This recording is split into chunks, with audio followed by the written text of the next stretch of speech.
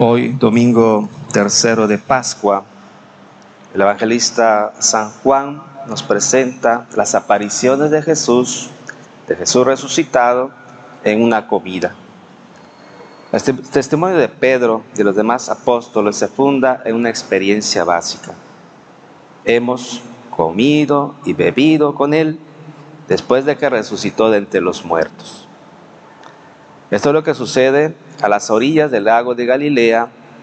Jesús habla y parte el pan. Preside el encuentro con dos momentos básicos: palabra y fracción del pan. El último capítulo del Evangelio de San Juan presenta tres escenas: el encuentro con Jesús y la pesca milagrosa, la comida con el resucitado y el diálogo entre Jesús y Pedro. Jesús se manifiesta de manera muy discreta a los apóstoles. En vez de revelarse con su gloria de resucitado, Jesús se inserta más bien en la vida cotidiana. Aparece al amanecer en la orilla del lago. En virtud de tal sencillez, sus discípulos no lo reconocen. Ellos ven solo a un desconocido que les pregunta: muchachos, ¿han pescado algo? Y ellos le responden: no. Los discípulos que habían regresado a sus oficios, a su ocupación de pescadores, no esperaron encontrarse con el Señor en un momento tan común. Cuando el resucitado penetra las puertas cerradas, resulta impresionante, pero su presencia en lo cotidiano pareciera irrelevante. Sin embargo, el Señor Jesús suele manifestarse en lo pequeño e insignificante, como el compartir los alimentos. Por eso muchas veces no somos capaces de descubrirlo y lo tratamos como si fuera un desconocido. A pesar de todo, sin saber por qué, los discípulos aceptan el consejo de aquel personaje extraño: echen la red a la derecha de la barca y encontrarán peces. Entonces sucede que después de hacer caso a su indicación, ellos ya no podían jalar la red por tantos pescados. El discípulo amado le dice a Pedro: es el Señor. Jesús se manifiesta constantemente en nuestra vida, pero necesitamos abrir los ojos de la fe para reconocerlo en lo más sencillo y cotidiano y para escuchar lo que nos quiere decir. El Señor no exige a sus discípulos que lo reconozcan de inmediato. Espera que lo descubran vivo y presente. Pedro, impetuoso, de inmediato se lanza al agua para llegar a Él. Los demás vienen detrás con la barca arrastrando la red repleta de peces. Sin embargo, todos experimentan la presencia del resucitado y acuden a Él. En la siguiente escena, la comida con el resucitado, es significativo que quien prepara el pan y el pescado es Jesús. En la última cena, al lavar los pies a sus discípulos, les dijo: les he dado ejemplo para que hagan lo mismo que yo he hecho con ustedes. También recordemos lo que dice Jesús: quien quiera ser el mayor debe ser el servidor de todos. Jesús glorioso sigue siendo ejemplo de servicio. De manera inesperada, Jesús pide un poco del pescado que sus discípulos acaban de recoger. Un detalle tan simple manifiesta la reciprocidad de la relación entre ellos. Lo más significativo para nosotros es que el Señor no solo nos prepara un pescado asado, sino que nos ofrece un pan de vida. Pero en reciprocidad nos pide aportar la ofrenda de nuestra propia vida. La Eucaristía expresa el compromiso de presentar nuestra vida como una ofrenda constante a Dios y al servicio de nuestros prójimos.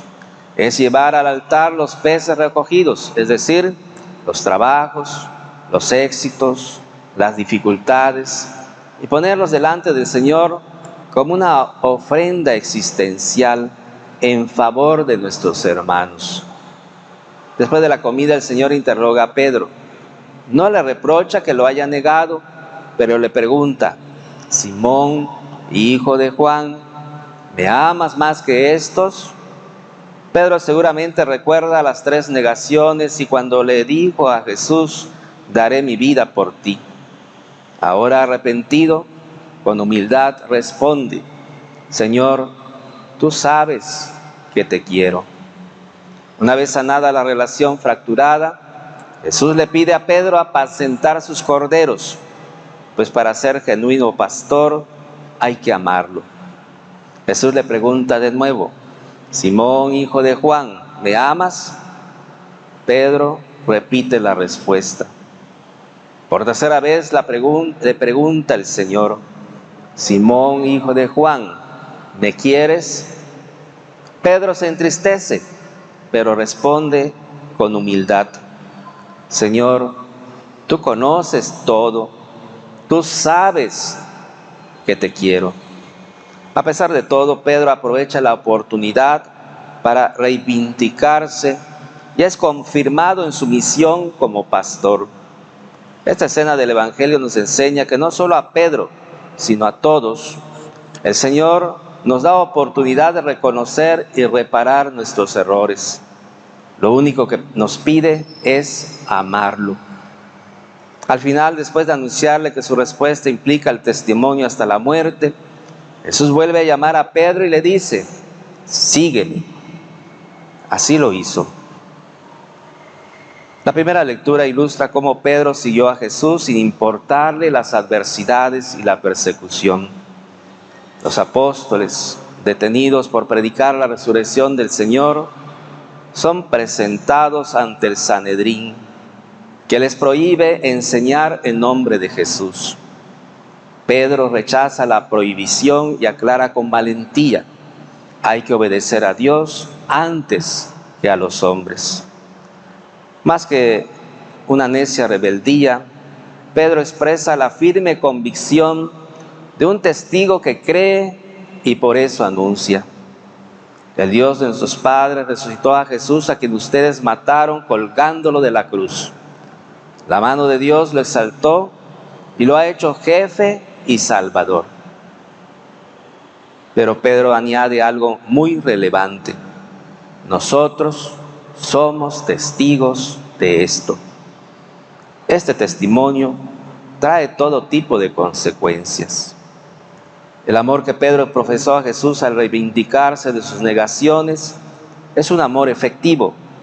Ya no se trata solo de palabras. Ahora él está dispuesto a sufrir las consecuencias de su profesión de amor a Jesús.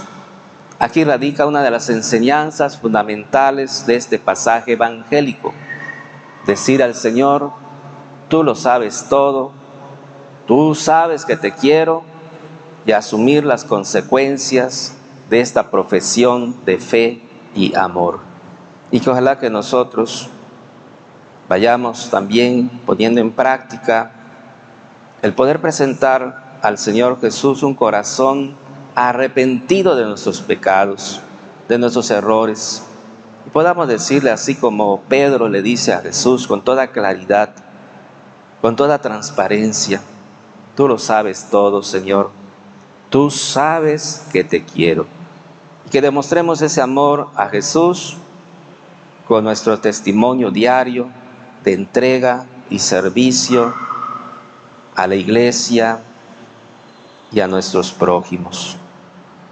Queridos hermanos y queridas hermanas, tengan la bondad de ponerse en pie y digamos de corazón a Jesús: Señor Jesús, Cordero inmaculado y resucitado, digno de recibir el poder,